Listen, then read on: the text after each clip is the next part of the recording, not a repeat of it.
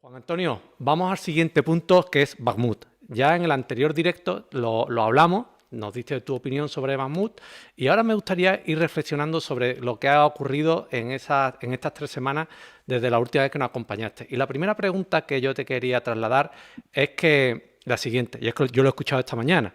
Dicen que, bueno, que Ucrania está manteniendo Bakhmut simplemente haciendo uso de las tropas que allí había al momento de la ofensiva rusa.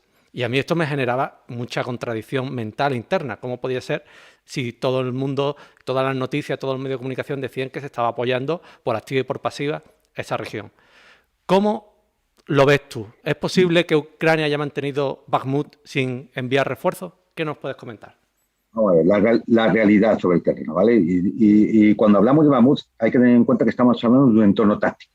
Luego me referiré a un entorno operacional más amplio, ¿no? En Bakhmut ahora mismo el 63-65% está tomado por las fuerzas de Wagner, ¿no? El 16% es lo que queda en manos ucranianas. La diferencia hasta 100 es lo que se llama la zona gris, es decir, la tierra de nadie, entre donde están las tropas de unos y están las tropas de los otros. Es decir, prácticamente Bakhmut está condenada. Es decir, se podrá tardar más o tardar menos, pero está condenada. De hecho, todas las tropas ucranianas se habían retirado hacia la orilla occidental de un río, el río que atraviesa la ciudad, casi por en medio, se habían retirado a la zona occidental y los rusos ya han asaltado parte de esa zona occidental. Es decir, ni siquiera ya tienen al río como línea de defensa. ¿Qué es lo que ha pasado? ¿O por qué no ha ido tan rápido como uno podría suponer viendo el mapa y viendo las cosas sobre el terreno, ¿no? Pues porque la táctica nos sirve para ver en pequeño lo que sucede en un punto determinado del frente. Pero para hacer un análisis real de cómo está la situación en el teatro de operaciones, hay que mirar desde un punto de vista al menos operacional, es decir, ver todo el frente y ver qué es lo que está ocurriendo. El frente, como ya sabéis, son más de 1000 kilómetros. Y ahora mismo, a lo largo de todo el frente, quitando la zona de Kherson, donde el río Dnieper es tan ancho que ahora mismo, salvo duelos de artillería, ahí no hay más movimiento. De vez en cuando intentan hacer algún grupo de sabotaje, empiezan a infiltrarse, ¿no?, de la zona ucraniana hacia la orilla rusa, pero nada, no son pequeñas operaciones de poca entidad, ¿no? Pero de Zaporizhia hasta el norte de Kharkov, ahí sí que hay todo un frente en donde los rusos poco a poco siguen avanzando dentro de lo que es su doctrina militar que expliqué la última vez que estuvimos hablando. Es decir, mucha artillería, se machacan las posiciones del enemigo, el enemigo queda o muy deteriorado o se tiene que retirar ante la imposibilidad de aguantar. En ese momento los rusos avanzan un poquito hasta la siguiente línea donde vuelven a utilizar la artillería y así sucesivamente. Entonces, una marcha muy lenta, donde lo que se intenta siempre es, en dos fases, primero, absorber toda la energía del ejército enemigo, es decir, se va estrellando, lo voy machacando poco a poco, yo acumulo mis reservas detrás y cuando ya llego al punto de ruptura, el frente colapsa, lanzo mis reservas y rompo la línea y avanzo. Bien.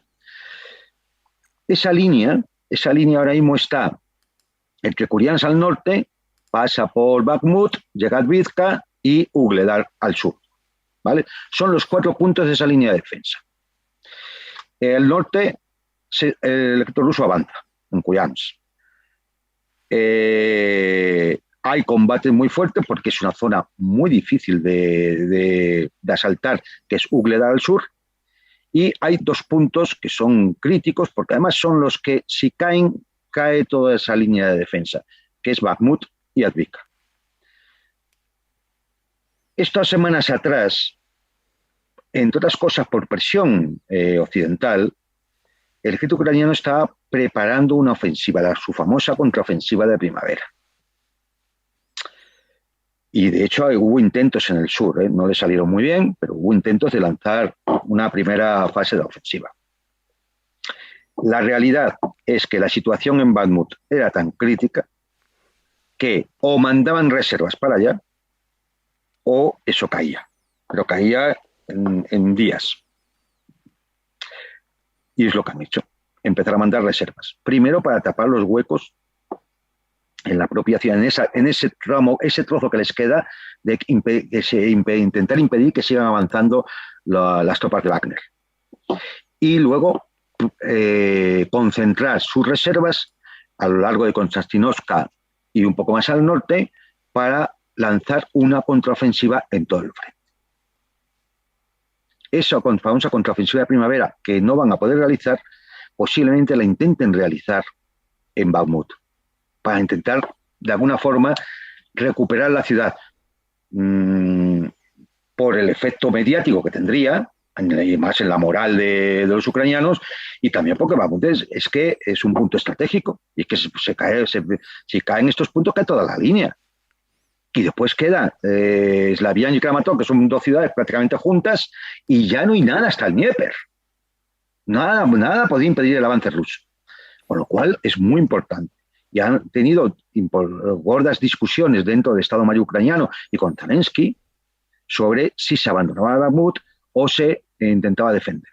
Y al final, por lo que se ve, dado que han tenido que mandar reservas para allá para evitar que el frente se caiga, y no va a ser posible en principio la famosa contraofensiva, por lo menos a corto plazo, de primavera, pues allí han concentrado muchas fuerzas. De hecho, posiblemente estamos hablando de 50 a 55.000 soldados ucranianos, las mejores fuerzas, más la Fuerza de Defensa Territorial, que podían llegar a un total de 75.000.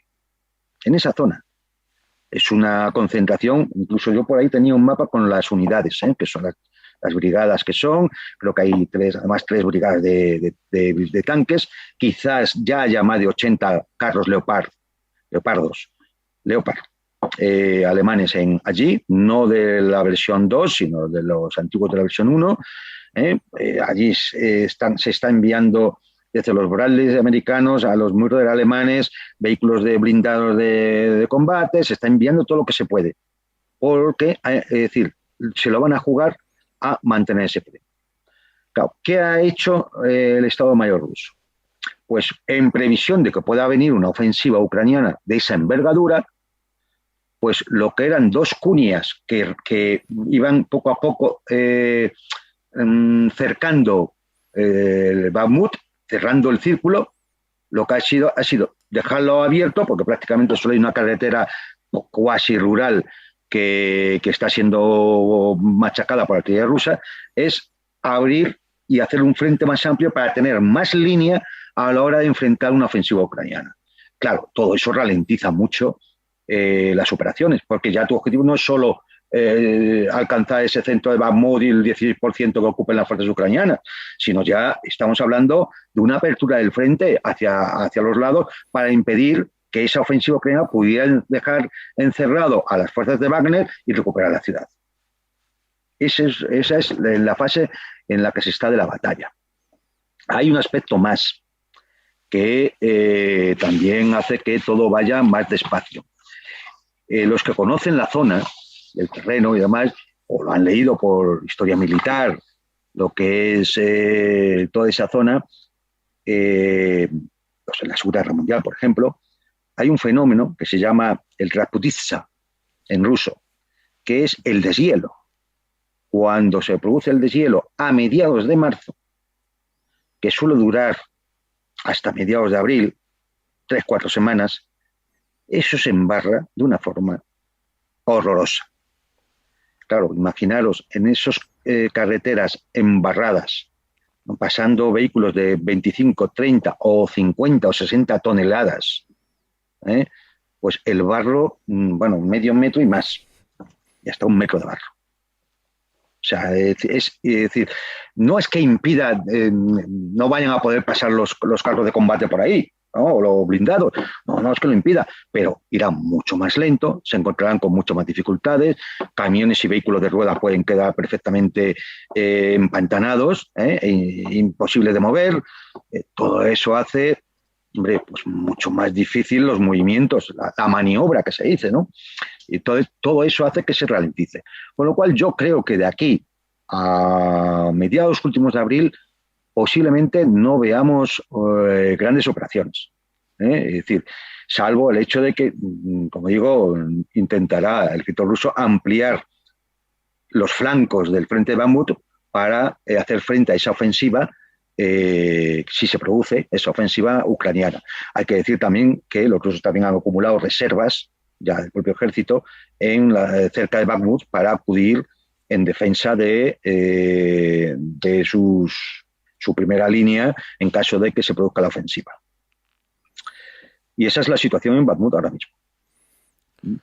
Por supuesto, todo esto te puedes imaginar que con grandes bajas por las dos partes, aunque en este caso lamentablemente los ucranianos también se siguen llevando la peor parte porque están más solo les queda una carretera para mantener la logística, que es una carretera de segundo orden, bueno, es una carretera de un carril. Es que si hay por ahí vídeos que si lo veis dices, oh, madre de Dios, claro, y claro, permanentemente machacada por la artillería, con lo cual están los lados de la carretera están llenos de vehículos destrozados o abandonados, está embarrada hasta arriba, y el resto de las carreteras pues están, claro, tomadas por el ejército ruso, controladas por el ejército ruso.